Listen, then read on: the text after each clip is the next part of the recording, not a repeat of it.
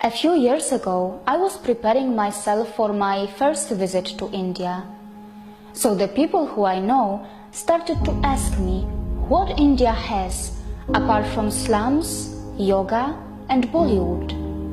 Many of my well-wishers warned me about my safety in India, as they had heard the news of rapes from media.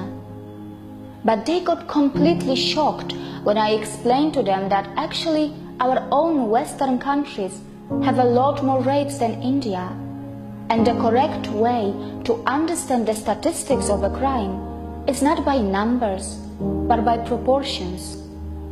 Due to a massive population that India has, the numbers of a crime can easily go very high, but in proportions, India is so much better than us. Only when I explained this to my well-wishers, they realized how our media had been manipulating us, and it still continues to do so. Whenever I am back in Poland or in any part of Europe, I am asked if India is interesting to travel at all. So many people around the world have a very low awareness about this country, and today I am going to tell my friends and the world citizens about India.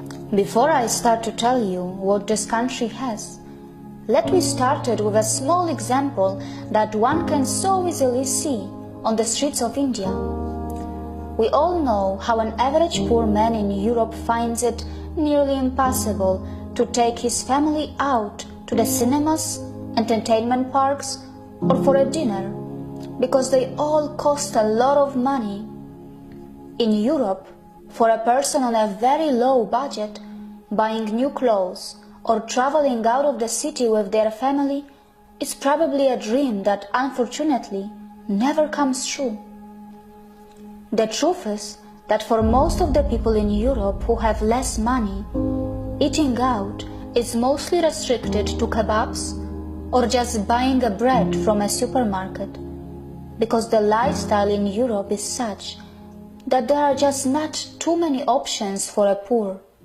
But in India, there are cinemas, entertainment parks, restaurants and markets that are not just for the elite and the middle class, but also for those who are on a very low budget.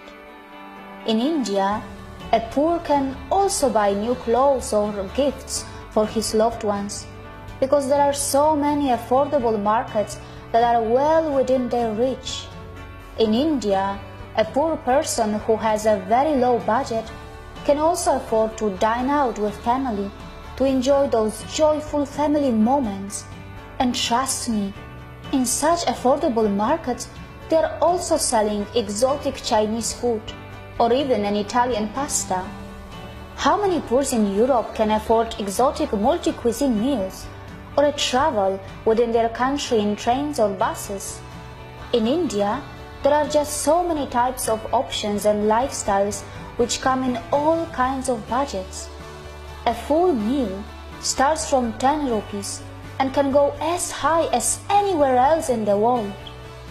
There are multiple price categories in buses, trains, its cinemas, and in everything else to suit everybody's budget. And just to let you know, all these businesses make profits too.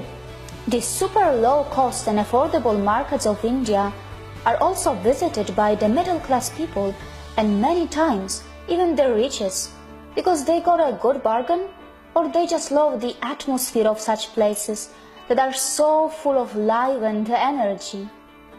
And this is how India nourishes and protects all her citizens, by giving them so many different opportunities in different budgets, and these so many parallel lifestyles that are mingled together is a sight to see, which continues to mesmerize me every day. I like to travel in India because it has a plenty to offer. Whether you are on a shoestring budget, a middle-class traveler, or someone who wants to be pampered with the highest luxury. Whether you are a tourist, a professional, a spirituality seeker, or someone who wants to be benefited by India's medical tourism, this country welcomes everyone without any prejudice, from its salt flats to its rainforest, from its pristine islands to its volcanoes, from its cold desert of Ladakh to its great Thar desert of Rajasthan and Gujarat, from its rich jungle safaris to its mysterious ancient tribes who continue their story even today. India can literally overwhelm you.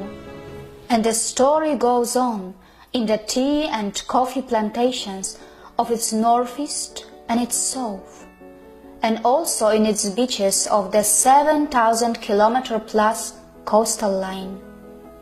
Feel the intensity of the famous Chadar trek in the mighty Himalayas, or see how the life manifests in the freezing temperatures of Tawang, or simply admire its hundreds of waterfalls